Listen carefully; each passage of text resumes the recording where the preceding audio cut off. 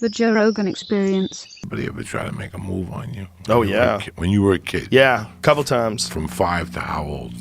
The scariest one was when I was 13. When I was 13, I was in Boston. One time it happened before, but a librarian saved me. I was like 8. When I was Very 13, scary. I got in a car with a guy. It was freezing out. Bus wasn't coming.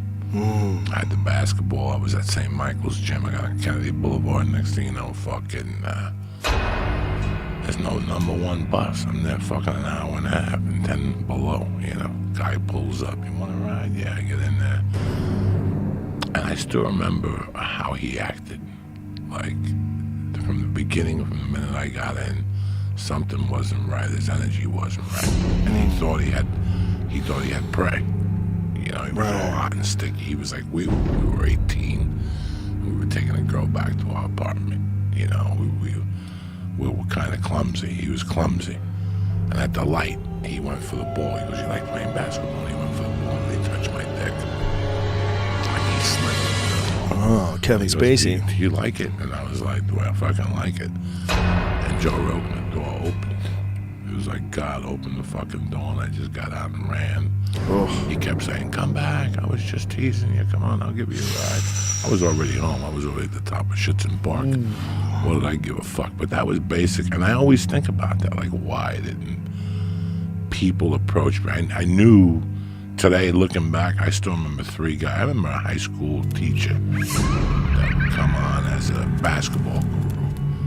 And I found out. And I always thought a little weird about him. Not married, you know. And then years ago, somebody said, yeah, he was sucking kids' dicks at the field and shit. That is some horrific shit, man. With Puerto Rican Nelson, I went to his house. That's his name? That's what we called him. He was Puerto Rican, and his name was Nelson. And he lived on Givenet Terrace. He lived next to the Otinos, but in the back. And I think he raped guys with a black dude. Like there was a black friend of his that would come over there, and then they'd give you beer and all that shit. So he took you in as a you like pussy type of kid. Like you were 12. He's like, you want to see some good pussy? And then that's how it started. And then they bring you over there. You go in and he'd start with the porn first. And then, yeah, bring your buddies anytime you want.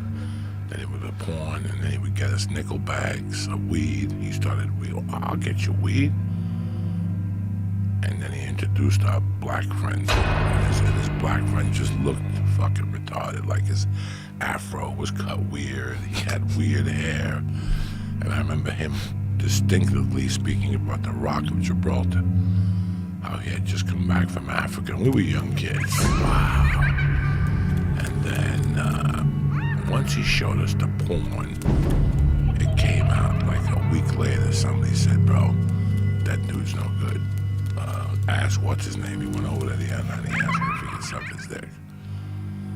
So we're like, what do we do here? Do we call the cops or do we tell Carmine? We're like, no, let's just play the guy because he was selling us weed. He was like a bartender in the city and would sell us weed. And then he pursued the porno thing with us. He's like, you guys don't understand, you know. And then he talked us into, he was like, I'm gonna fuck my girlfriend, come over and listen. And we would come over there at night and listen. He would leave the window open. And it was his girlfriend and him fucking, and she would be saying, give me milk, daddy. Give me milk, daddy. And we like get creeped out and ran out of there one day. And then one day we actually fucking went back. Then he got normal. I think with the misunderstanding with the one guy, he got normal. Like somebody checked him, and he got normal. And then like the next summer was when he would come out and play football with us with a robe on with no underwear, with just his dick out. And we're like, what the fuck is this guy doing? Like he went to desperate measures of perversion. And I think Mrs. Zanotti said something to him. You can't be doing that around here with your dick out. And he's like, no, I just want to get exercise or something. Like he told us something weird. And that was the end of that.